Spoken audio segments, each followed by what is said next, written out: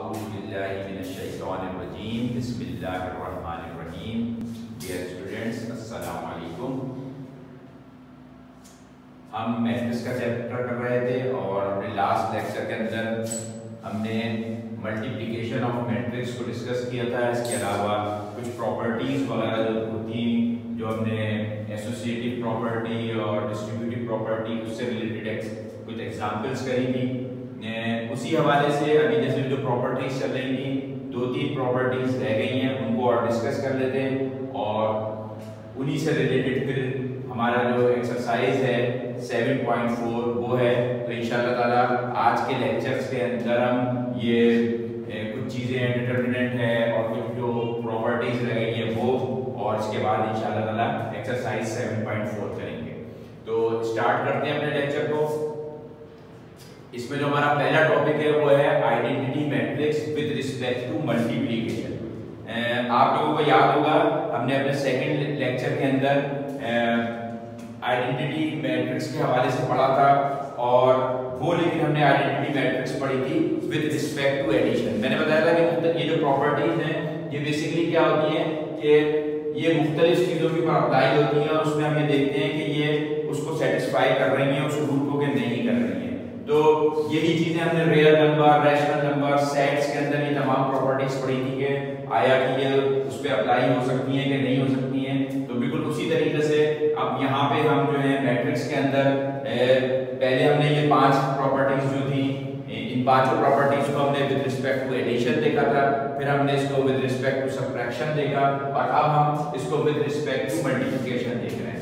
तो identity matrix जो हमने विद रिस्पेक्ट टू एडिशन किया था, तो आपको याद होगा कि उसमें हमने क्या किया था कि अगर हमारे पास कोई मैट्रिक्स है A, तो हमने उस मैट्रिक्स में एक नल मैट्रिक्स जो कि O कहलाती है उसको ऐड किया था, तो हमारे पास जवाब क्या आ गया था, वापस A ही आ गया था।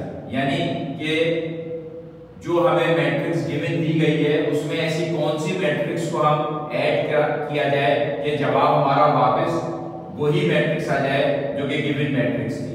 या बिल्कुल उसी तरह से कि अगर हम अपने किसी मैट्रिक्स में कोई नल मैट्रिक्स के अंदर अगर हम A को ऐड करते हैं तो भी जवाब हमारे पास क्या आ जाता है, A ही आता है। तो ये तो थी हमारे पास आइडेंटिटी जो थी, ये थी एडिटिव आइडेंटिटी, ठीक है ना। ये हमने अपने सेकंड लेक्चर में कवर किया था इसे। तो आइडेंटिटी आइडेंटिटी क्या थी कि ये जो जीरो मैट्रिक्स जिसको हमने 0 से डिनोट किया था, O से डिनोट किया था, ये O है बेसिकली, ठीक है ना। और इसको हमने क्या कहा था, इसको हमने कहा था ये नल मैट्रिक्स। तो हमारे पास कोई भी मैट्रिक्स थी जैसे 5 2 1 3, तो हमने इसके अंदर जब एक नल मैट्रिक्स को ऐड किया था तो हमारे पास क्या जवाब था, जब हमने इसको ऐड किया 5 + 0 1 + 0 2 + 0 3 + 0, तो हमारे पास वही मैट्रिक्स वापस आ गई थी जो कि 5 1 2 3 थी। बिल्कुल इसी तरह से जैसे हमने एडिटिव आइडेंटिटी मालूम करी थी, उसी तरह से हमारे पास क्या होता है, मल्टीप्लिकेटिव आइडेंटिटी भी होती है। तो मल्टीप्लिकेटिव आइडेंटिटी के लिए भी वही शर्त है कि हम एक हमारे पास कोई मैट्रिक्स है A, तो इस मैट्रिक्स में कौन सी ऐसी मैट्रिक्स को मल्टीप्लाई करें कि हमारे पास जवाब वापस A ही आए। तो आपने अभी इससे पहले एक यूनिट मैट्रिक्स पढ़ी थी। यूनिट मैट्रिक्स क्या होती है, I से हमने उसको डिनोट करते हैं I से। और यूनिट मैट्रिक्स क्या होती है, यूनिट मैट्रिक्स के अंदर क्या होता है कि हमारे पास कोई भी ऐसी मैट्रिक्स जिसके अंदर आपके जो डायगोनल है इसमें 1 लिखा हुआ हो डायगोनल्स के अंदर दोनों में, और बाकी जो आपके एलिमेंट्स है वो 0 हो, ठीक है। तो ये जो डायगोनल में अब आपको याद है कि ये जो 1 थे, इसको हम डायगोनल को इसका एक खास नाम है, हम क्या कहते हैं इसको, छोटी छोटी बातों को याद रखा करें, एमसीक्यूज वगैरह में आ जाती हैं। बेसिकली ये क्या कहलाते थे, ये प्रिंसिपल डायगोनल कहते हैं इसे, या इसका एक नाम और भी है, इसको हम लीडिंग डायगोनल भी कहते हैं।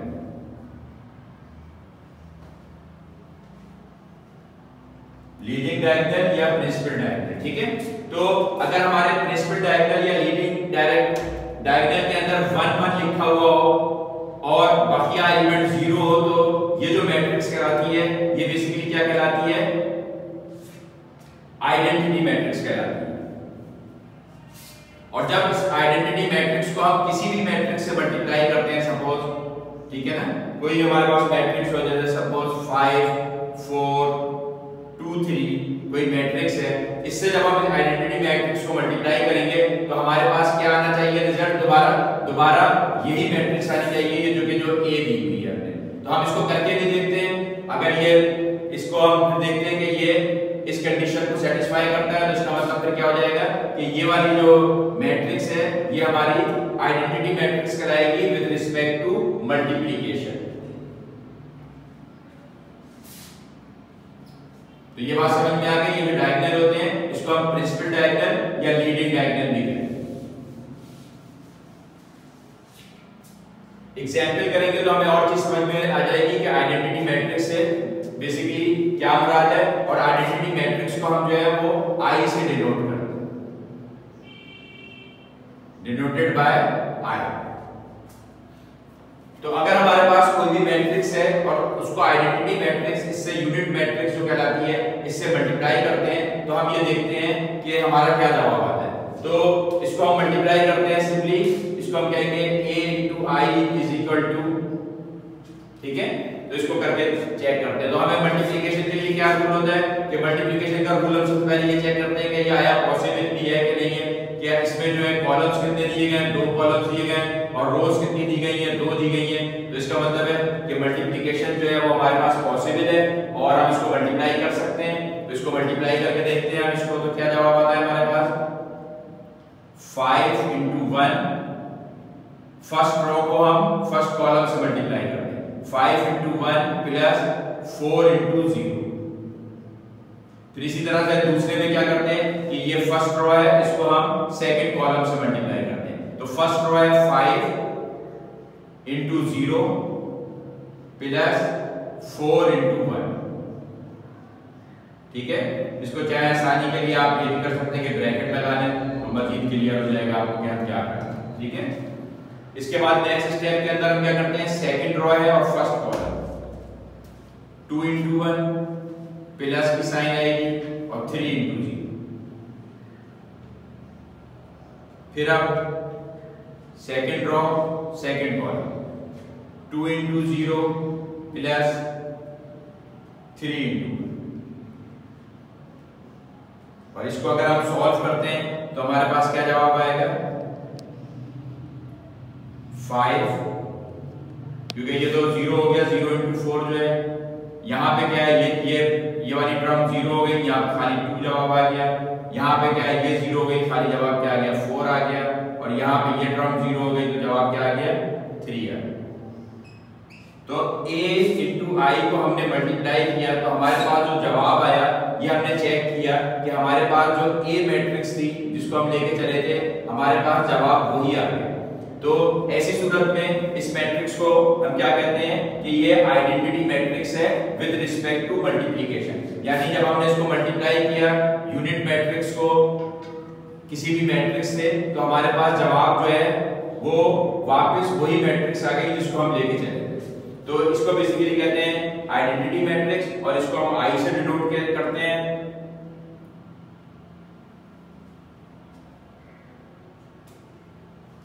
तो बेसिकली आइडेंटिटी मैट्रिक्स जो है वो यही है और इसकी एक सिंपल एग्जांपल थी। अब हम अपना नेक्स्ट टॉपिक जो है इसका वो है डिटरमिनेंट ऑफ अ मैट्रिक्स। तो डिटरमिनेंट ऑफ अ मैट्रिक्स क्या होती है?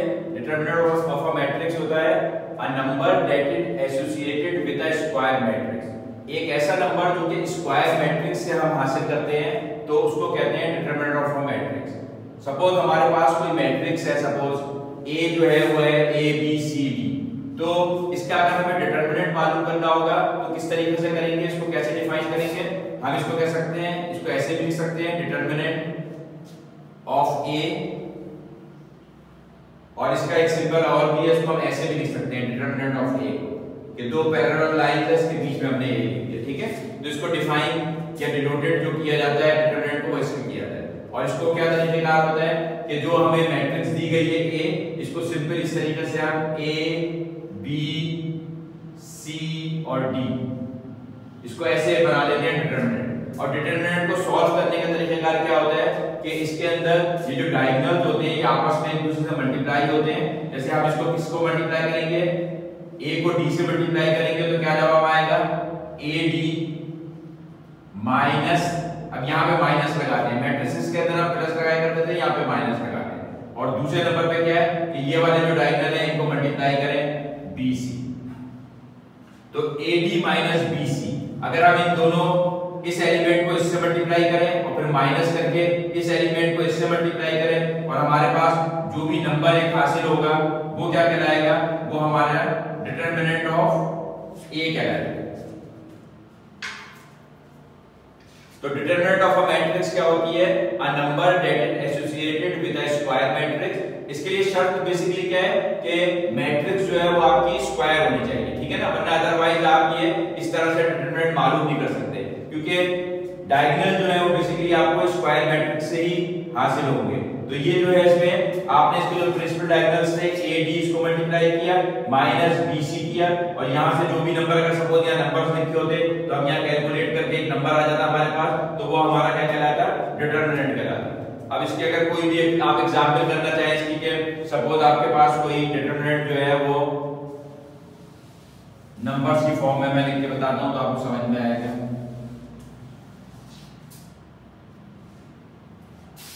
कि आपके पास कोई मैट्रिक्स है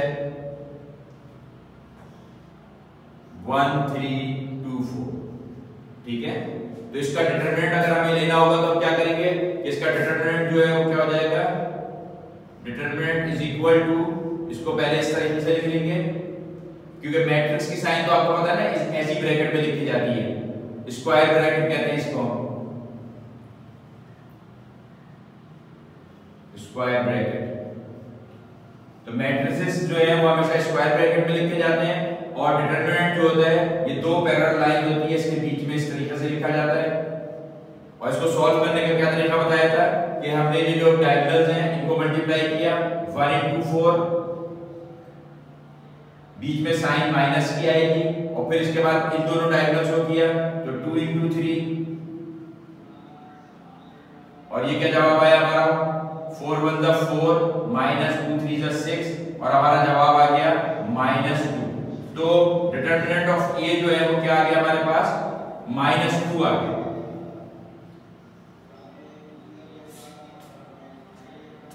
तो बेसिकली डिटरमिनेंट निकालने का ये तरीका होता है। अभी हम आगे सवालात करेंगे तो वहां इस डिटरमिनेंट की जो है वो जरूरत पेश आएगी क्योंकि हमारे पास जो कुछ फार्मूलाज हैं उसमें हमें डिटरमिनेंट निकालना पड़ता है और इससे हम बहुत सारी कैलकुलेशंस जो हैं वो बहुत आसानी से कर सकते हैं।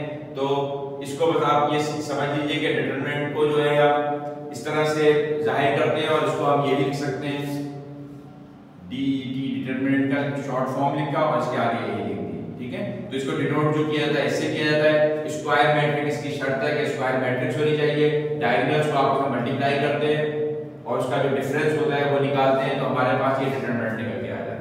तो इसको हम कहते हैं डिटरमिनेंट ऑफ अ मैट्रिक्स। अब नेक्स्ट जो है हमारे पास है टॉपिक वो है सिंगुलर और नॉन सिंगुलर मैट्रिक्स।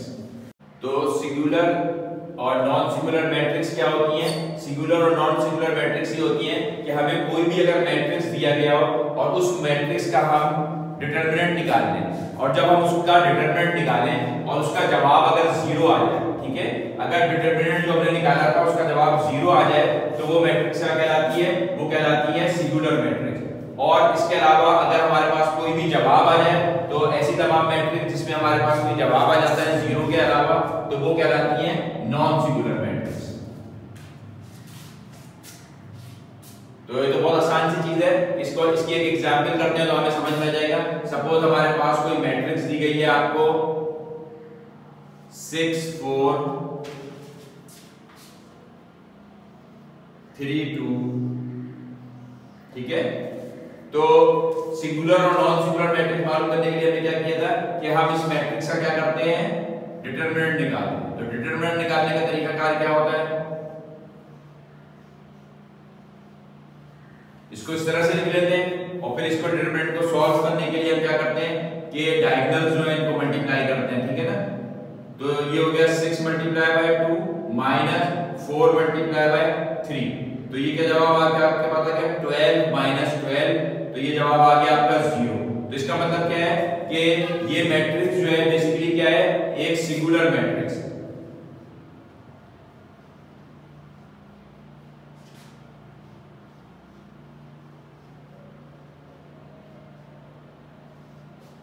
ठीक है, तो कोई भी मैट्रिक्स हमें दी गई हो उसका हम डिटरमिनेंट निकालते हैं, और डिटरमिनेंट निकालने के बाद अगर हम ये देखते हैं कि उसका जवाब 0 आ गया तो ऐसी मैट्रिक्स को हम कहते हैं सिंगुलर मैट्रिक्स। और अगर उसका जवाब जो है हमारे पास कुछ भी जैसे -2, 2, 5, 6 कोई भी नंबर आ गया तो उसको हम क्या कहते हैं? Non singular matrix. तो ये छोटी छोटी चीजें होती हैं जो अक्सर एमसीक्यूज वगैरह में आ जाती हैं, जिसमें हम singular matrix, non singular matrix क्या होती हैं, तो वहां पे इसको हमें फिर आना चाहिए कि छोटी सी डेफिनेशन होती है वो मालूम होनी चाहिए। तो इसमें बस यही है सिंगुलर मैट्रिक्स और नॉन सिंगुलर मैट्रिक्स के अंदर। इसके बाद है adjoint of a matrix. Adjoint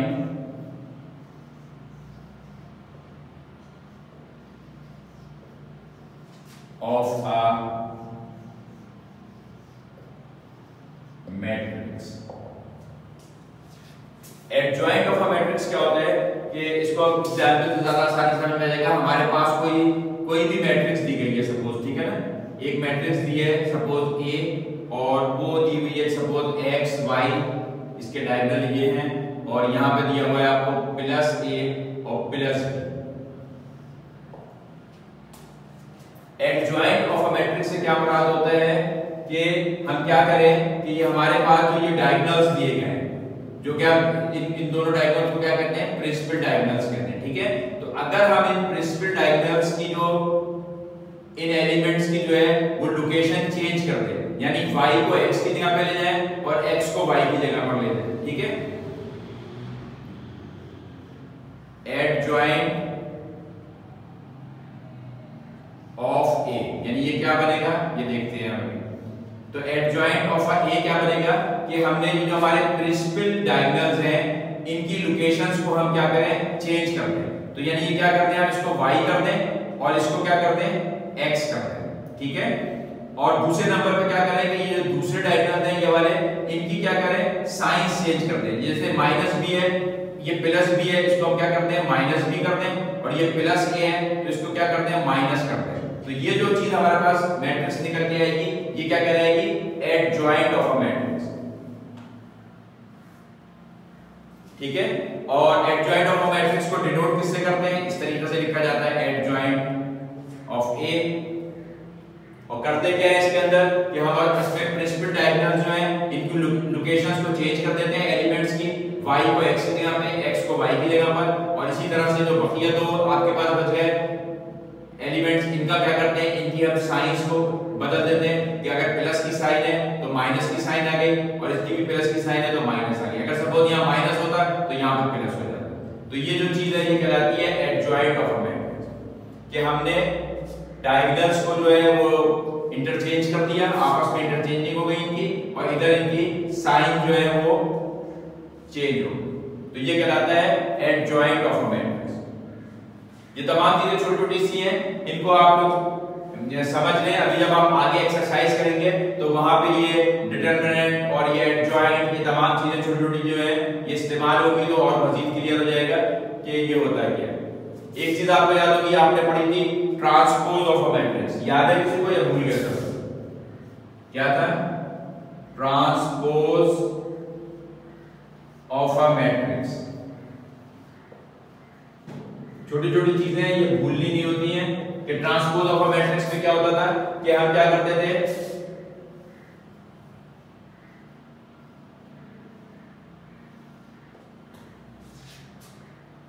हम ये करते थे कि रोज जो होती थी इनको क्या करते थे?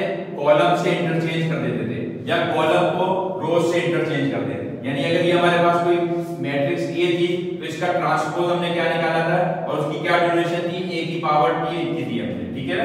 तो इसको कहते हैं ट्रांसपोज ऑफ A। तो ये क्या निकल के आया कि ये 2 4 जो था ये रॉ में था, यानी रॉ बनी हुई है, इसको हमने क्या किया? कॉलम बना दिया। और ये 5 6 की ऐसे रॉ है तो इसको हमने क्या किया? कॉलम बना दिया। तो इसको क्या कहते थे?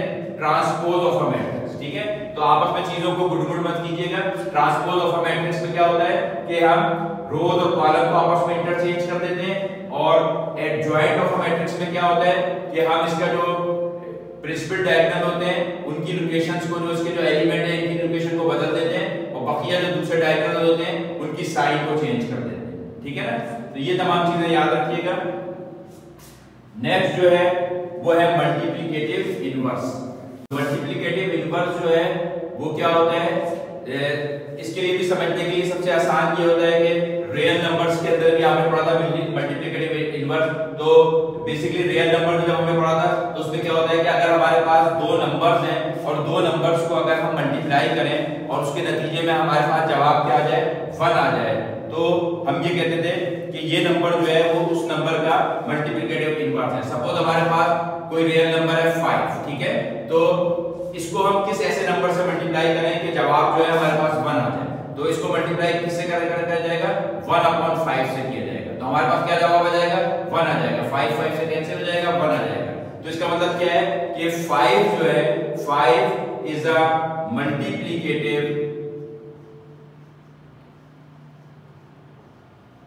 इनवर्स ऑफ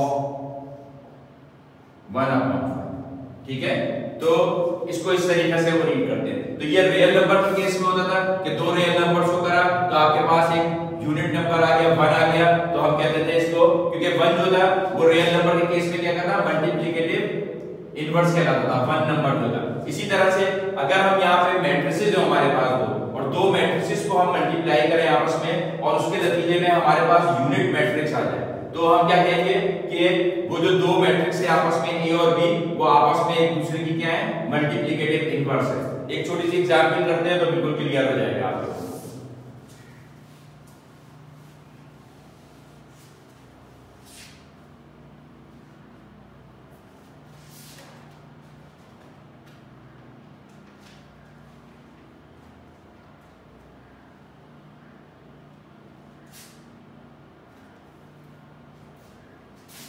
जैसे हमारे पास कोई भी मैट्रिक्स है A, ठीक है, उसको हम किसी भी दूसरी मैट्रिक्स से मल्टीप्लाई करते हैं B से, तो हमारे पास क्या जवाब आता है,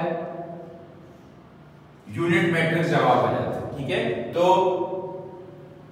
इसमें हम क्या कहेंगे कि A is multiplicative inverse of B। और अगर दूसरी सूरत में क्या होता है कि अगर हम B को मल्टीप्लाई करें A से और हमारा जवाब जो है वो वापस अपना आई आ रहा है, जो कि क्या है, यूनिट मैट्रिक्स होती है, तो इस वक्त क्या हम कहेंगे कि B is a multiplicative inverse of A। तो इसमें और मजीद कोई बात नहीं है, छोटी सी मैट्रिक्स होती है, दो भी कोई सी भी दो मैट्रिक्स हैं और अगर उनका जवाब यूनिट मैट्रिक्स आ रहा है तो ये क्या कहलाएगा, मल्टीप्लिकेटिव इनवर्स कहलाएगा। तो स्टूडेंट्स ये बात आपको समझ में आ गई कि जब हम दो मैट्रिक्स हैं उनको आपस में मल्टीप्लाई करेंगे और उसके जवाब में हमारे पास क्या मिल जाती है, कोई यूनिट मैट्रिक्स मिल जाती है, तो उस सूरत के अंदर हम क्या कहते हैं कि बी मैट्रिक्स जो है वो बेसिकली क्या है, is a multiplicative inverse of A है। तो यानी मल्टीप्लिकेटिव इनवर्स को हम जो डिनोट करते हैं वो किससे डिनोट करते हैं,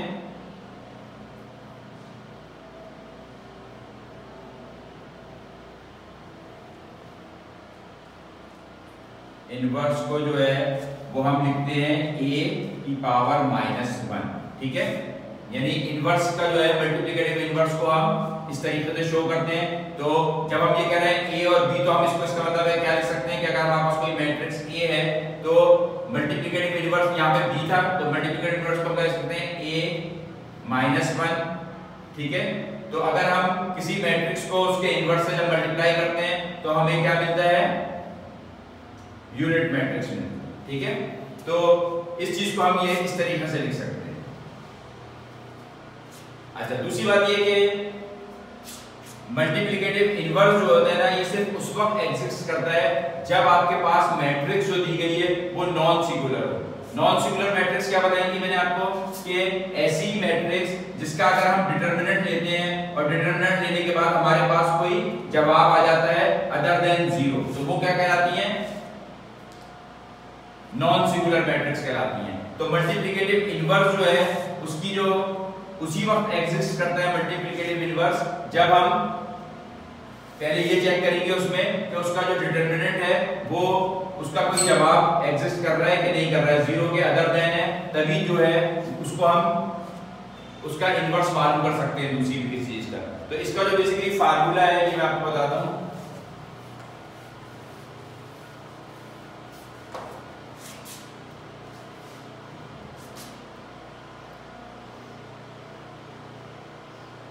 कोई भी हमारे पास मैट्रिक्स हो तो हम उसका इनवर्स कैसे मालूम करेंगे? उसका इनवर्स मालूम करने का तरीका क्या है कि मैट्रिक्स ए का इनवर्स हम मालूम कर रहे हैं तो उसका तरीका क्या होता है कि हम लेंगे adjoint of A divided by determinant of A. ठीक है, तो हम एडजॉइंट ऑफ ए लेंगे और उसको डिवाइड करेंगे डिटरमिनेंट ऑफ ए से, तो हमारे पास क्या आ जाएगा? जो भी मैट्रिक्स होगी उसका इनवर्स हमें पता चल जाएगा। ये इनवर्स ऑफ मैट्रिक्स मालूम करने का ये फार्मूला होता है। अभी हम एक आध एग्जांपल करेंगे तो हमें बिल्कुल क्लियर हो जाएगा कि किस तरीके से इसका इनवर्स हम मालूम कर सकते हैं।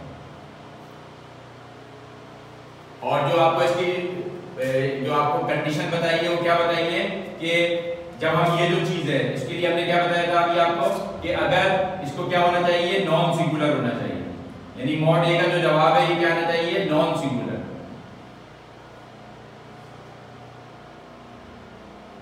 यानी जवाब जीरो नहीं आना चाहिए। अगर जवाब जीरो आ जाएगा तो क्या हो जाएगा, ये अनडिफाइन हो जाएगी, ये जो ए इनवर्स जो है वो अनडिफाइन हो जाएगा।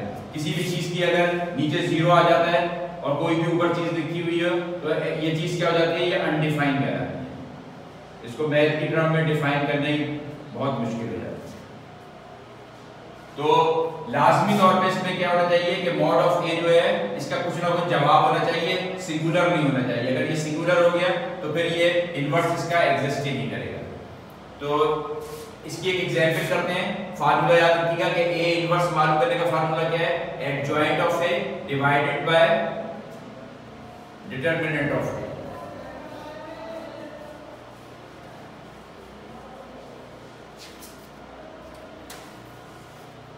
इसकी एग्जांपल आपकी बुक में दी गई है कि आपके पास कोई मैट्रिक्स है, सपोज ए जो है वो दी गई है आपको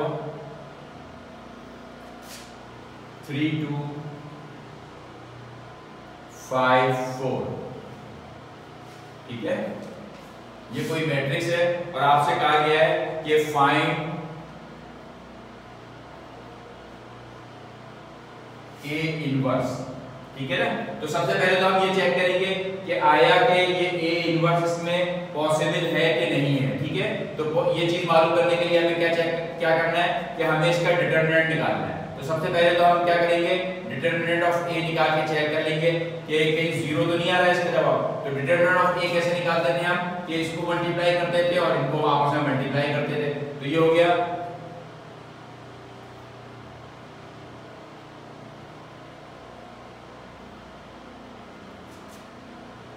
3 into 4 minus 2 into 5 और इसका जवाब हमारे पास क्या आ गया, ये 12 minus 10 और ये जवाब आ गया आपके पास 2। तो 2 का मतलब क्या है कि क्योंकि जीरो नहीं आया, इसका मतलब क्या है कि ये डिटरमिनेंट जो है ये क्या है, नॉन सिंगुलर है और इसका जो इनवर्स है वो एग्जिस्ट करता है। और वैसे भी हमें अब जो मालूम करना है क्या, ए इनवर्स मालूम करना है। तो ए इनवर्स का आपको क्या फार्मूला बताया था कि adjoint of A divided by determinant of A. तो डिटरमिनेंट ऑफ ए तो हमने निकाल ही लिया 2। अब हमें क्या मालूम करना है, एडजॉइंट ऑफ ए मालूम करना है। तो एडजॉइंट ऑफ ए क्या होगा,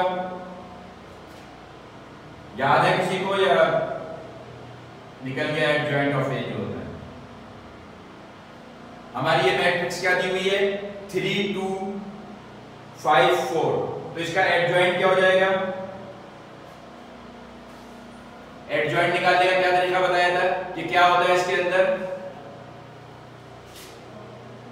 हमारे ये जो प्रिंसिपल डायगोनल्स हैं, ठीक है, इनकी लोकेशन जो है वो हम चेंज कर देते हैं। ठीक है, तो ये 3 है, यहाँ पे 4 है, तो हम क्या करेंगे, यहाँ पे 4 आ जाएगा, यहाँ पे 3 आ जाएगा। तो एडजॉइंट ऑफ ए क्या हो जाएगा इसका कि 4 इस जगह पे चला गया और 3 जो है वो इस जगह पर आ गया। दूसरी कंडीशन क्या होती है कि यहाँ पे जो एलिमेंट्स दिए गए हैं इसमें इनकी हम क्या करते थे, साइन चेंज कर देते हैं। तो इनकी जो साइन चेंज कर देंगे तो क्या हो जाएगा, ये -2 हो जाएगा और ये क्या हो जाएगा, -5 हो जाएगा। तो ये हमारे पास क्या आ गया, एडजॉइंट ऑफ ए आ गया। अब एडजॉइंट ऑफ ए भी आपने मालूम कर लिया, डिटरमिनेंट ऑफ ए भी आपने मालूम कर लिया, दोनों चीजें मालूम हो गई आपके पास। एक का जवाब ये था, एक का जवाब ये आ गया आपके पास, ठीक है।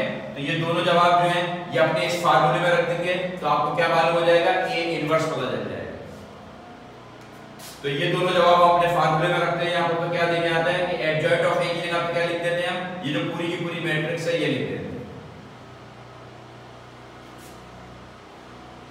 ये है 4 -2 -5 और 3, ठीक है। और डिटरमिनेंट ऑफ ए की जगह पे क्या जवाब है, 2 है, तो इसको हम लिख देते हैं 2, सही है। तो अब इसका मतलब क्या हो गया कि इसको अगर आप सॉल्व करेंगे तो ये 2 है, इसके नीचे क्या लिखा है, सपोज 1 लिखा हुआ है, ये डिवाइड का निशान है, इसको आप करेंगे तो ये क्या है, ये पलट जाएगा, ये जो सिंपली इस तरह से हो जाएगा ये कि ये 4 -2 -5 और 3 है जैसे ये, और ये जो 2/1 है ये सिंपली इसके साथ क्या 1/2 लिख सकते हैं इसको, ठीक है ना। ये डिवाइड का निशान जो है जब मल्टीप्लाई के निशान में चेंज हुआ ये तो ये क्या होता है, ये न्यूमरेटर और डिनोमिनेटर जो है वो आपस में पलट जाते हैं और इस तरीके से इसको लिख दिया जाता है। तो हमारे पास ए इनवर्स जो है वो बेसिकली क्या आ गया, वो ये आ गया, ठीक है, इससे मत कंफ्यूज होइए। ए इनवर्स जो है वो हमारे पास क्या आ गया, उसका जवाब आ गया ये से, और हमारे पास ए जो था वो ये था, तो ए का ए इनवर्स जो हमने निकाला वो ये निकाला, ठीक है। अब हमें बेसिकली उन्होंने यही कहा था कि फाइंड करें आप ए इनवर्स निकालना।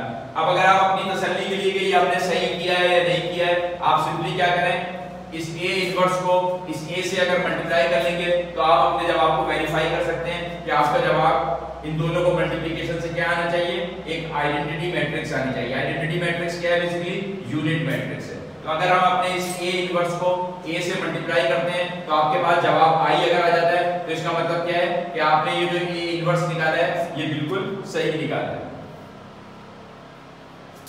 तो अगर आप ये वेरिफिकेशन करना चाहते हैं तो वेरिफिकेशन कर लीजिए, तो इसमें कोई खर्च नहीं है, सारी प्रैक्टिस की बात है, जितनी भी जो भी है।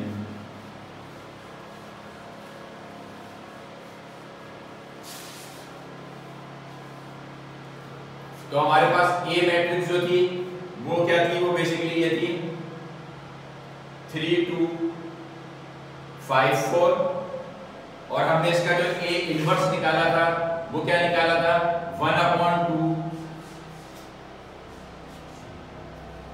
4 -2 -5 और 3, ठीक है। ए इनवर्स जो था वो हमारा ये निकल के आया था जो अभी हमने निकाला था, और ए मैट्रिक्स जो थी हमारी ये थी। अब हम क्या करेंगे कि ए मैट्रिक्स को ए इनवर्स से अगर हम मल्टीप्लाई करते हैं तो हमारा जवाब क्या आना चाहिए, हमारा जवाब आना चाहिए आइडेंटिटी मैट्रिक्स या यूनिट मैट्रिक्स जो होती है वो आनी चाहिए, ठीक है। तो हम इन दोनों मैट्रिक्स को मल्टीप्लाई करते हैं। इससे पहले इसको जो है ए इनवर्स को हम क्या लिख सकते हैं, ये 1/2 है। अच्छा, ये आपको याद है जब बताया था कि कोई रियल नंबर है, अगर उसे किसी मैट्रिक्स से मल्टीप्लाई करना हो तो इस रियल नंबर को हम क्या कहते हैं उस वक्त, ये कौन सी मल्टीप्लिकेशन कहलाती है, जब हम एक रियल नंबर को मल्टीप्लाई करें किसी मैट्रिक्स से। तो याद नहीं रहा भाई आप लोगों को, ये क्या कहलाता है नंबर, ये स्केलर कहलाता है, और ये जो मल्टीप्लिकेशन है ये क्या कहलाती है, स्केलर मल्टीप्लिकेशन कहलाती है।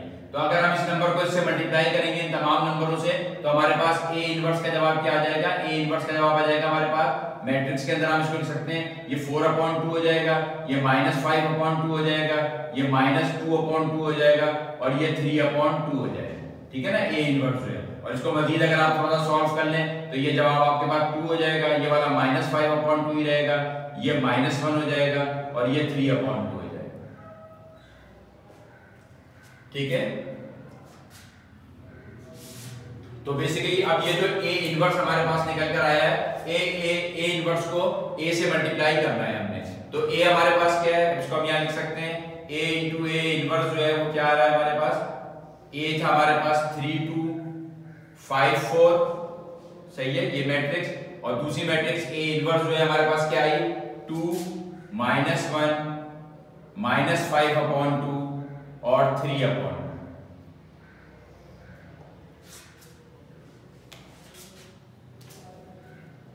इसको मैं यहाँ से मिटा देता हूं। अब हमने सिंपल इस मैट्रिक्स को मल्टीप्लाई करके सिर्फ ये देखना है कि इन दोनों की मल्टीप्लिकेशन से हमें आइडेंटिटी मैट्रिक्स मिल रही है कि नहीं मिल रही।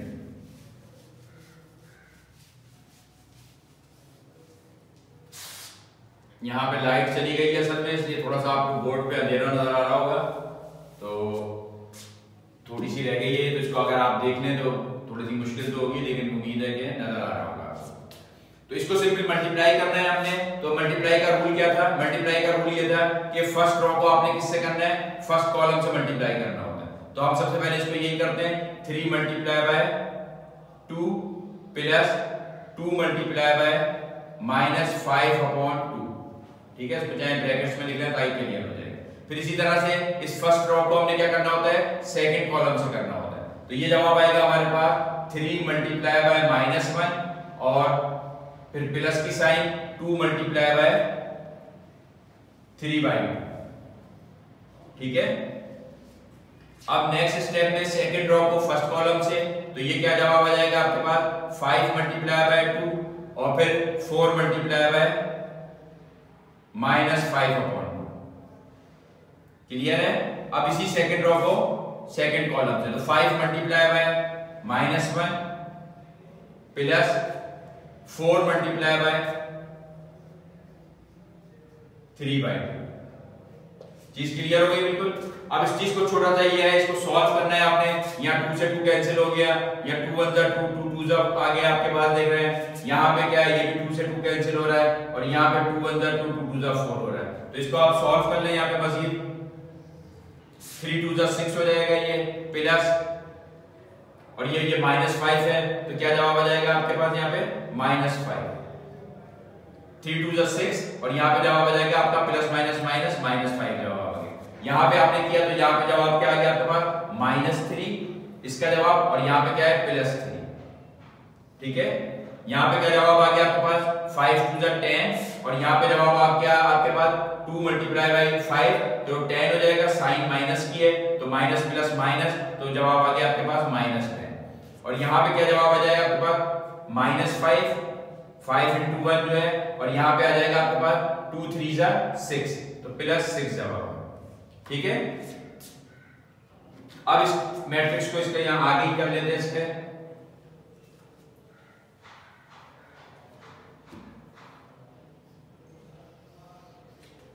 सिक्स -5 क्या आ जाएगा? 1 आ जाएगा। 10 - 10 कैंसिल हो जाएगा, 0 आ जाएगा। -3 + 3 आपस में कैंसिल हो गए, 0 जवाब आ जाएगा। और 6 - 5 तो क्या जवाब आ जाएगा? 1 जवाब आ जाएगा। तो आपने देखा कि हमने मल्टीप्लाई किया था a को a इनवर्स से, तो हमारे पास यूनिट मैट्रिक्स आ गई। तो इसका मतलब है कि हमने जो a इनवर्स निकाला था, हमें तो वहां पे सिर्फ a इनवर्स ही निकालना था ना, तो जो a इनवर्स निकाला था वो बिल्कुल सही निकाला है। तो a इनवर्स निकालने का आपको फार्मूला पता होना चाहिए, याद होना चाहिए कि a इनवर्स जो है वो बराबर होता है adjoint of a divided by mod a, ठीक है। और दूसरी शर्त हमारी इसमें क्या थी इनवर्स निकालने के लिए, कि a इनवर्स सिर्फ उसी वक्त एग्जिस्ट करेगा जब आपके पास ये जो मॉड a है इसका जवाब क्या होगा? बेसिकली नॉन सिंगुलर होना चाहिए। और नॉन सिंगुलर क्या होता है कि 0 नहीं होना चाहिए, ठीक है ना। तो मॉड a जो है वो आप इसको यूं लिखना चाहे तो मॉड a ये 0 नहीं होना चाहिए कभी भी, वरना अदरवाइज क्या बताया था मैंने आपको कि अगर किसी भी चीज के लिए 0 आ जाता है तो वो फंक्शन जो है वो फिर अनडिफाइंड हो जाता है। तो ये बेसिकली आपके जो टॉपिक्स थे 7.4 से पहले, वो तमाम ये टॉपिक्स थे जो हमने कवर कर लिए, जिसके अंदर हमने जो मेन टॉपिक्स थे इसके यही है, a इनवर्स निकालने का तरीका आना चाहिए आपको, एडजॉइंट ऑफ a निकालना आना चाहिए आपको, और मॉड ऑफ a निकालना चाहिए आपको, ठीक है। और बाकी दो चीजें जो हमने आइडेंटिटी पढ़ी थी वो मल्टीप्लिकेटिव इनवर्स पढ़ा था हमने, और एक हमने मल्टीप्लिकेटिव आइडेंटिटी पढ़ी थी। तो ये चीजें जो है हमें इस वक्त हमें ये चीजें हमने पढ़ी हैं आज के इस लेक्चर के अंदर। अब इसके बाद हम अपनी एक्सरसाइज जो है वो 7.4 शुरू करेंगे। 7.4 एक्सरसाइज जो है इसको बेसिकली देखिए करना आप ही लोगों ने, क्योंकि जब तक आप लोग अपने हाथ से नहीं करेंगे ये तमाम चीजें तो चीजें क्लियर नहीं होंगी। सिर्फ मैं तेज बताता रहता हूं तो आप लोगों को मे बी के इस वक्त समझ में थोड़ा बहुत आ भी जाए, लेकिन जब करने बैठे तो इंपॉर्टेंट चीज ये है कि आप लोग जो है ये इसकी प्रैक्टिस शुरू करें। एक्सरसाइज नंबर 7.4 डालें और क्वेश्चन नंबर 1 उतारें और देखिए क्वेश्चन नंबर 1 में क्या है और उसको सॉल्व करें। तो क्वेश्चन नंबर 1 क्या है कि basically evaluate determinants of the following matrix. तो आपसे ये कहा है कि कुछ मैट्रिक्स दी गई हैं आपको, आपसे कहा गया है कि इसके जो है डिटरमिनेंट्स मालूम करें। तो इसमें कोई मुश्किल वाली बात नहीं है। 3 2 एक मैट्रिक्स दी गई है, इसको आप सपोज करना है लेट दिस मैट्रिक्स जो है वो a के बराबर है, आपने इसका मॉड ऑफ a मालूम करना है। तो मॉड ऑफ a मालूम करने के लिए क्या करेंगे, ये आपको मालूम होना चाहिए कि क्या करेंगे, इसको सॉल्व कर लें जैसे, ठीक है ना। तो डिटरमिनेंट निकाल सकते हैं हम आप लोग। नेक्स्ट सवाल के अंदर क्या पूछा है आपसे कि आपको कुछ मैट्रिसेस दी गई हैं और आपसे पूछा गया है कि ये बताइए कि which of the matrices given below are non singular, कि ये जो मैट्रिसेस हैं इनमें से कौन सी मैट्रिसेस जो है वो नॉन सिंगुलर है। तो नॉन सिंगुलर मैट्रिक्स जो होती हैं वो आपको पता है कौन सी मैट्रिक्स होती हैं, वो होती हैं कि जिसका आप वही वाली बात कि आप मॉड ए निकालेंगे तो मॉड ए का जवाब जो है वो कुछ ना कुछ आना चाहिए, जीरो नहीं आना चाहिए। तो वो जो होती है नॉन सिंगुलर मैट्रिक्स होती हैं। तो बेसिकली क्वेश्चन नंबर 2 में भी आपने जो है डिटरमिनेंट ऑफ ए ही निकालना है और ए निकाल के ये चेक करना है कि डिटरमिनेंट ऑफ ए का जो जवाब है वो जीरो नहीं आना चाहिए। जीरो अगर आ गया तो वो मैट्रिक्स क्या कहला जाती है, वो सिंगुलर कहलाती है। तो हमें ये बताना है कि नॉन सिंगुलर कौन सी है। तो जिसका जवाब जो है कुछ ना कुछ आ जाएगा वो सारी नॉन सिंगुलर्स कहलाएंगी। फिर क्वेश्चन नंबर 3 में ये कह रहा है कि ये जो क्वेश्चन नंबर 2 आपने किया था इसी का जो है आप एडजॉइंट निकाल लीजिए। तो एडजॉइंट निकालने का तरीका याद है आप लोगों को, भूल गए? एडजॉइंट कैसे निकालते हैं? एडजॉइंट निकालने का तरीका ये बताया था कि जो भी मैट्रिक्स आपको दी गई है, सपोज 5 4 3 2 कोई भी मैट्रिक्स है, तो आपने क्या करना होता है, आपने इन दोनों एलिमेंट्स की पोजीशन को चेंज करना होता है। यानी 2 जो है वो इधर चला जाएगा और ये 5 जो है वो इसकी जगह ले लेगा और इन दोनों की जो क्या होगी, साइन चेंज हो जाएगी। तो ये -4 हो जाएगा और ये -3 हो जाएगा। तो सिंपल आपने इसका जो एडजॉइंट निकालना होता है, इसका तरीकाकार ये होता है। ये मैं आपको वर्बली इसलिए करा रहा हूं कि इस वक्त यहाँ पे लाइट भी नहीं है और आपको शायद समझने मुश्किल हो। बहुत आसान सवाल आते हैं, इनको आप लोग खुद करें। इसमें जो इंपॉर्टेंट सवाल आते हैं वो बेसिकली क्या है, क्वेश्चन नंबर 5 है, वो थोड़ा सा ये है कि इसमें ए और ए इनवर्स वगैरह निकालना है आपने, ठीक है ना। और बाकी इसके अंदर क्वेश्चन नंबर 6 है, इसके अंदर भी आपने वैल्यू ऑफ x निकालनी है सिंपली। और ये सिंपली वैल्यू ऑफ x जो है ये हमने बिल्कुल शुरू में मैट्रिसेस में किया था कि जो हम कंपेयर करते हैं नंबरों को तो उससे वैल्यू ऑफ x निकलेगी।